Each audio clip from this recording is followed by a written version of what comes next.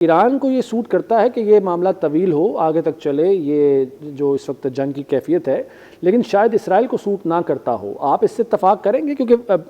अगर फाइनेंशियली देखा जाए तो बढ़तरी ज़रूर हासिल है इसराइल को, लेकिन इसराइल शायद पहले वाली पोजीशन में इस वक्त ना हो, ख़ास तौर पर हमास का मुकाबला करते करते। क्या आप समझते हैं कि इसराइल को ये सूट नहीं करता कि ये मामला तवील हो?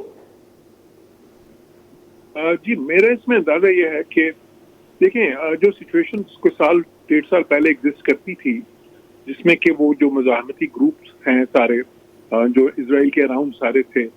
जिनको वो प्रॉक्सीज भी कहते हैं ईरान की, हमास जिस तरह, क्या हिजबुल्लाह, और फिर सीरिया उस वक्त जो है वो भी, वहाँ पे भी ईरान की हमारे याफ्ता हुकूमत थी। तो उस वक्त तो बिल्कुल शायद ईरान को सूट करता कि एक थोड़ा लॉन्ग ड्रॉन हो, जिसमें कि फिर वो वाले मज़ाहमती ग्रुप्स जो उनसे हैं, या जिनको वेस्टर्न की प्रॉक्सीज कहते हैं, वो उनके फिर हम जो है ना, वो इसराइल को वहां पे एंगेज करते। लेकिन अभी जो सिचुएशन है उसमें ये थोड़ा सा मुझे मुश्किल नजर आता है कि अगर ये दवालत इसको मिलती है तो फिर ईरान के पास जो उनके पास ऑप्शन क्या है, देखिए ना, वो तो उनके फाइटर जेट्स तो कोई ना उनके पास कैपेसिटी है उस तक की, जो है एयरफोर्स की, सिर्फ वो यहाँ पे, और फिर एयर डिफेंस भी नहीं है, तो ज्यादा वो जो टोटल रिलायंस है प्रोजेक्टाइल्स पे, जिसमें मिसाइल्स हैं या ड्रोन्स हैं। ड्रोन तो बिल्कुल इनफेक्टिव है सिचुएशन में, तो मिसाइल्स ही रह जाते हैं।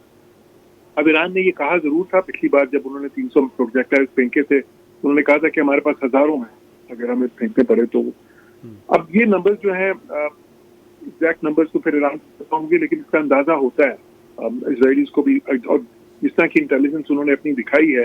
कैपेसिटी ईरान में, तो अगर उनको इतनी ज्यादा उनकी कैपेसिटी है तो उनको ये भी अंदाजा होगा कि ईरान के पास क्या एक्चुअल इस्तेदाद क्या है, और फिर शायद इस चीज का भी अंदाजा होगा कि न्यूक्लियर जो है, क्योंकि देखें 2 बार इसराइल ने ये किया है। जब लास्ट टाइम भी उनका हुआ है जो आपस में एक्सचेंज, तो उसमें एक पहलू ये भी था, और वो बहुत कई मीडिया ने कवर भी किया था,